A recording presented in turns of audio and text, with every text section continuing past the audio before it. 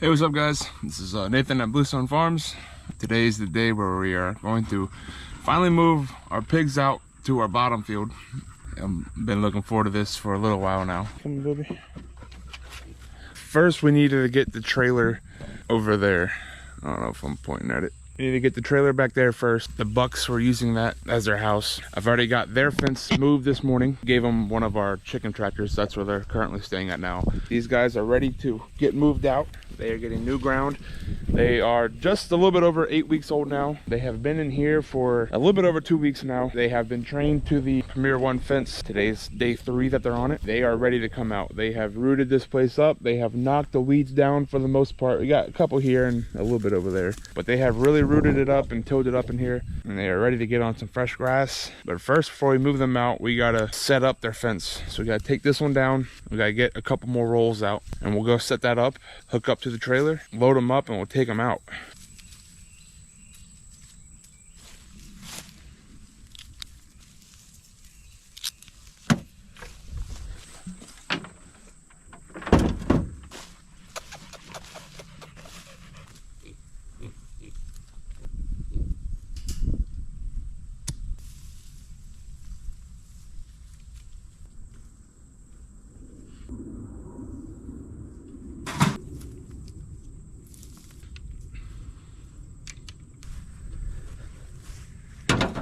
Now that we got that roll of the electric fence taken out, let's go get 3 more rolls of it, take it down there, and we'll set it up and get it set up right, and then we'll come back and load the pig.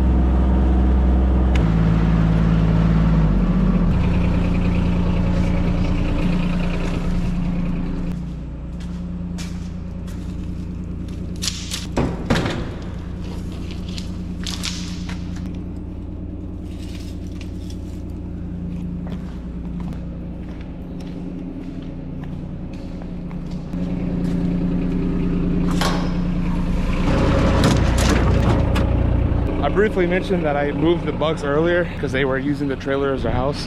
This is just kind of the quick setup I gave them. Gave them one of our chicken tractors. They seem to be doing pretty good here right now. Got them under the cedar trees, give them enough shade. But yeah, they are good and set up here now. We got the trailer free. We'll get some pigs moved.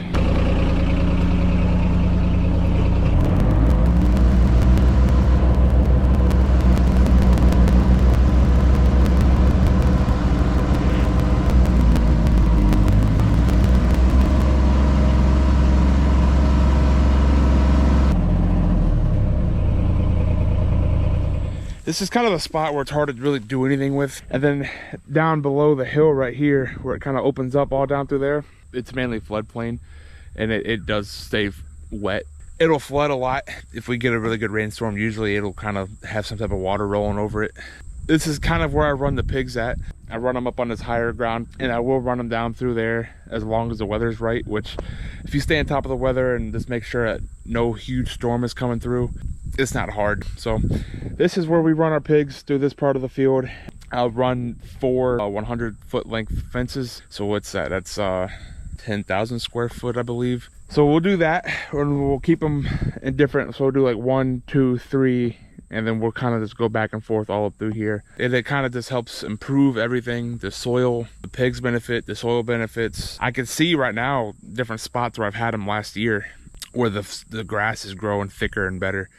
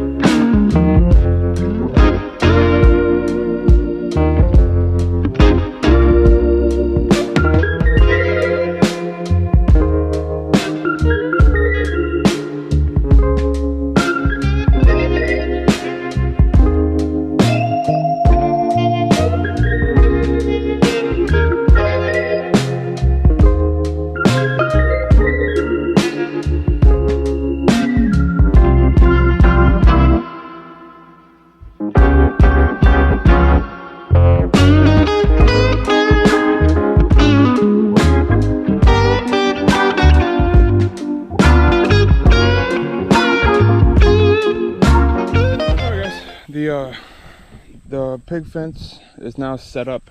Put the solar charger on here. We'll go from there. Have to keep an eye on it to make sure it's not losing charge or power. If I find that it's losing power, then I'll see if I can set it up on another corner somewhere else. But they have to weed eat underneath because the grass is pretty tall on a lot of spots.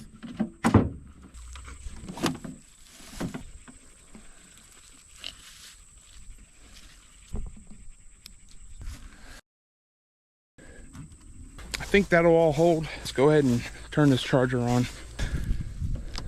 Like I said, if it's not hitting through or it's getting a really low voltage, probably because it's grounding out from all the tall grass we have. Let's see. 4459. Which tells me I probably have to get the weed eater and just weed eat it real quick for the heck of it. See how we're hitting at the end of it. 4.3.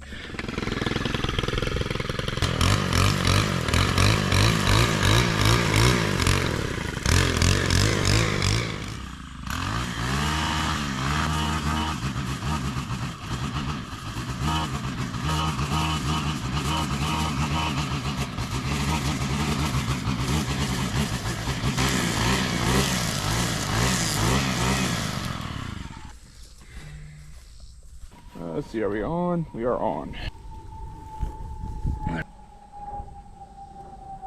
Yeah, look at that. Just weed eating it. We are now hitting at 10.3. That's a good hit.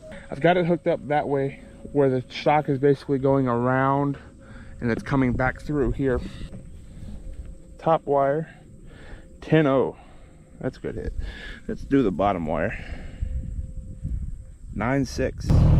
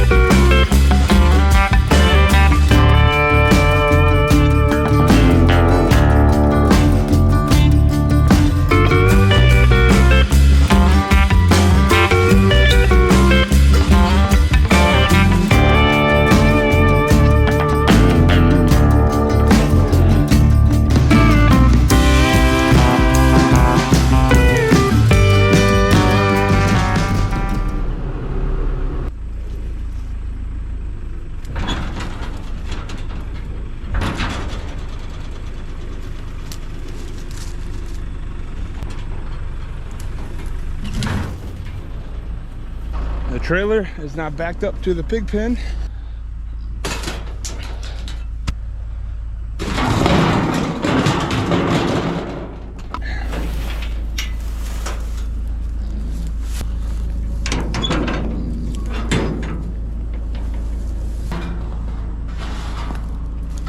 Let's see if we can get these guys around here.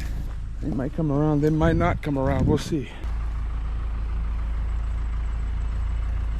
Let's see if we can chase them around. Yep, we got 3 of them. Go, go. Oh, we got 3 back there where we need them, and this last one over here still. There we go.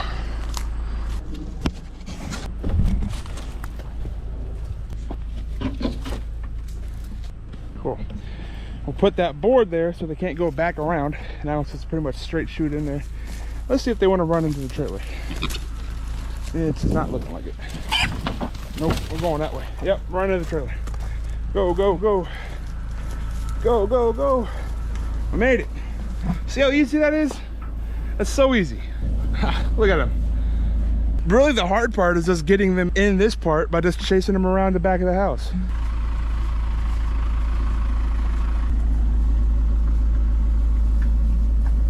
Well, let's drop the trailer off. We'll get the skid steer and come back and get the IBC tote for the water.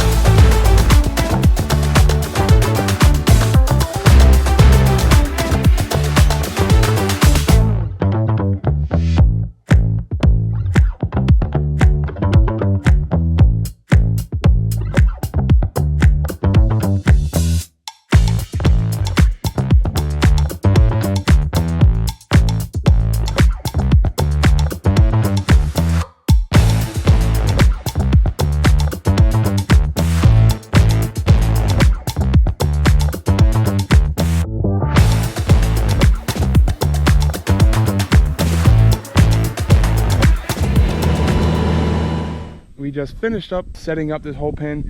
The water's here, the food's here after it took a little tumble. Let's go ahead, turn this fence on. We'll get the pigs out.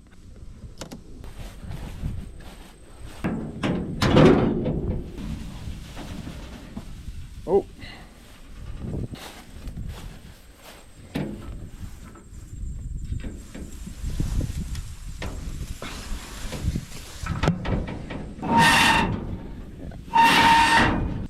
Let's get them out of here. There we go. There we go. Look at them. See if they touch the fence to learn that it's hot. Yep. Nope, nope. Well.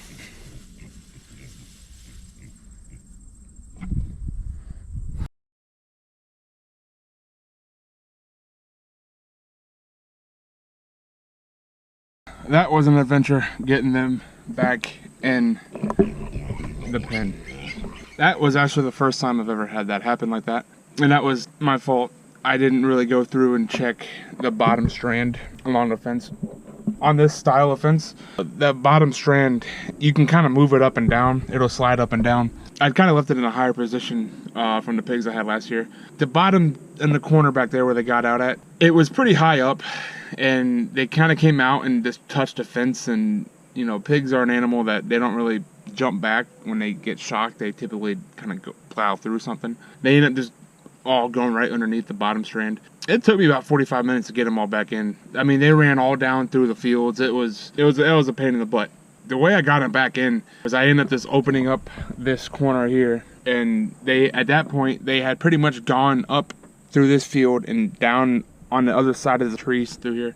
So I think they had pretty much gotten tired, and the white one, she kind of fell asleep in a creek bank as I was kind of watching her, and I was kind of feeding them. My wife came down and helped, and anyways, I kind of just snuck up grabbed her and picked her up by her leg, and I ended up just carrying her all the way back, and she was squealing and carrying on. Since she was making all that noise, the other three, the black ones, they just followed her over here. And when they got to about like right in here or so, I could tell that they were really hesitant on walking through, and I had opened the fence so we could all walk through. And they followed me all the way through, and when they got to about 5 feet in front of it, they got really hesitant, and finally they ended up just finally going through. But the fact that they were really hesitant on going through where the fence even was tells me that they're scared of it, and it tells me that they know what it is. Since they've been back in here, they've been back in here for about a whole hour now. They haven't even gone like within 5 feet of the fence now, so I'm pretty sure that they're respecting the fence, know that the psychological barrier is there in their mind, but we'll have to keep an eye on them. I do have the white one in the trailer. I believe, I'll have to watch it, but I believe she was the first one to get shocked. So when I grabbed her, I ended up just putting her straight back into the trailer. She's in the trailer by herself right now. I'm gonna keep her in the trailer tonight. When I carried her, they definitely followed her back, and the black ones haven't even gone near the fence. So I'm not worried about them getting out tonight. They've just been hanging out in the shade. They're just kind of laying low. So I gave the white one in the trailer, I gave her a bunch of feed, give her a bucket of water. I do have their water, the IBC tote set up over here. I got in a spot where it's shaded all day long. Yeah, I don't know if you guys can see all this, but there's a bunch of acorns and nuts and stuff that the pigs will eat on. It's like an old cicada shell or something here. It's kind of neat. It's another perk to keeping them in the grass and on pasture.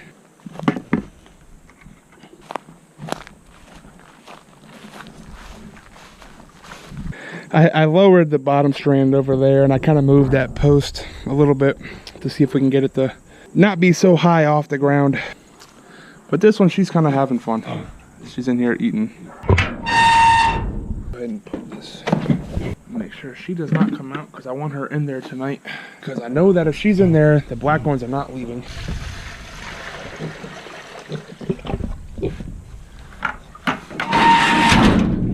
Alright, well, we got her the water. She's gonna hang out in here. She's got food. She's got a bunch of food. She's got water. She's actually eating all the old hay in here. So these guys are out here, and they really seem to be interested in whatever she's doing. So I don't know if these guys just follow her around. But again, as I mentioned, these guys, I know they understand and respect this fence. They were very hesitant in coming through there at first. Without her in there, they're not going nowhere. So she's gonna hang out in here tonight. We'll let her out tomorrow morning. That was kind of the adventure. But anyways, so all the pigs are done for the day. They're moved, they're all fed and watered, they're on fresh grass. The plan is to probably keep them here for maybe 14 days before I move them again, but we'll see. I don't know. We'll see how quick they tear this ground up. They're still little. They're only 8 weeks old still, and this is a pretty big new area for them, so it might take them a while to kind of beat all this down. Who knows? Pigs are pretty destructive, and they might get through it pretty quick. But all right, guys, that's going to do it for this one. Now everything goes to plan. Everything's settled here now. The pigs are back in. We're good. Thanks for sticking around on it.